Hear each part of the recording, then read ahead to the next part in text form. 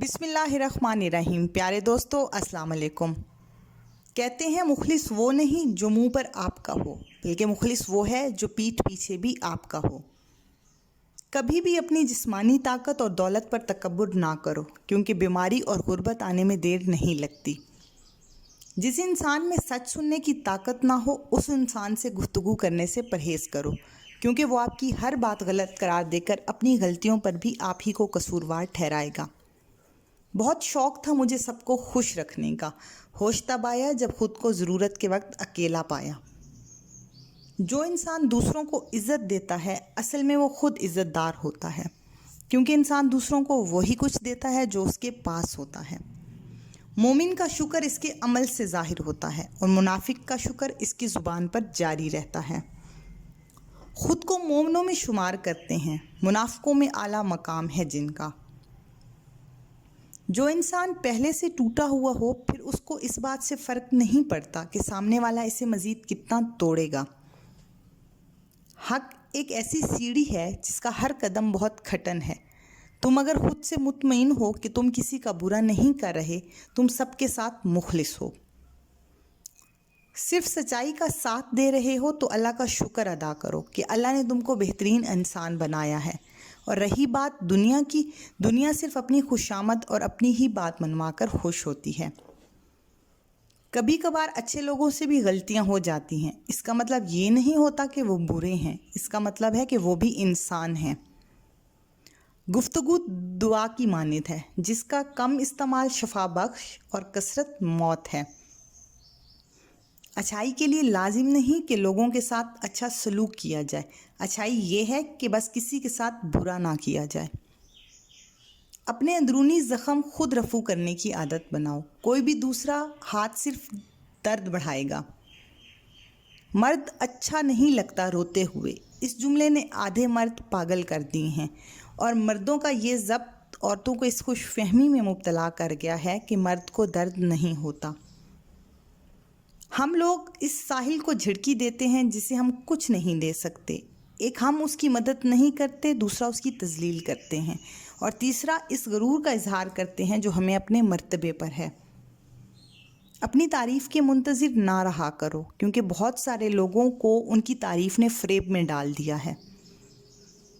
وقت کبھی تاخیر، کبھی تھکان اور کبھی امید پر گزر جاتا ہے۔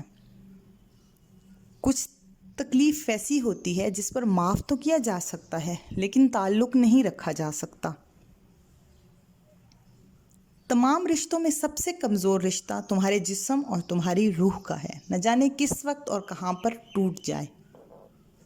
دھوکے ہوتے رہتے ہیں، لوگ بے نقاب ہوتے رہتے ہیں، مگر ہر چیز کو جان کا روگ نہیں بنا لینا چاہیے۔ مسکراؤ اور آگے بڑھ جاؤ۔ کبھی جو زندگی سے تھک جاؤ تو یاد رکھو، کسی کو کانوں کان خبر نہ ہونے دینا، اپنے رب کے حضور سب بیان کرو۔ ٹوٹے دل اور آنسوؤں کی قدر صرف اللہ تعالیٰ کے ہاں ہے، باقی تو سب تماشائی ہیں۔ گمراہ اور فاسق لوگوں میں بیٹھو گے، گناہوں پر دلیر ہو جاؤ گے۔ بچوں میں بیٹھو گے، غیر سنجیدگی سیکھو گے۔ بادشاہوں، سرداروں میں بیٹھو گے تو تکبر سیکھو گے۔ فقراء میں بیٹھو گے تو عاجزی سیکھو گے۔ دنیا کے ضرورت خانے میں ضرورت سے زائد ہونے کے باوجود ہر ایک کو یہ فکر ہے، دوسروں کو کچھ ملے نہ ملے، سمندر کا سارا پانی میں اکیلے ہی پی لوں۔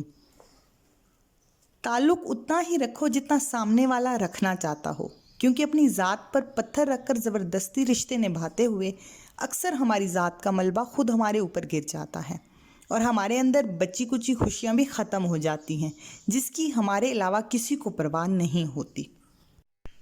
خوش رہنے کا سب سے اچھا اصول یہ ہے کہ جہاں لگے آپ کی جگہ نہیں، وہاں خاموشی سے خود کو الگ کر لو۔ اگر لوگ آپ کو قبول نہیں کرتے تو کبھی بھی مایوس مت ہونا، کیونکہ لوگ اکثر وہ چیزیں چھوڑ دیتے ہیں جن کی وہ قیمت نہیں دے سکتے۔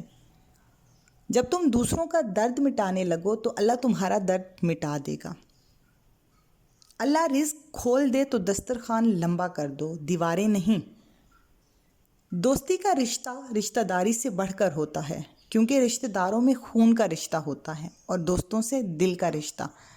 دل وہ چیز ہے جو سارے جسم کو خون مہیا کرتا ہے۔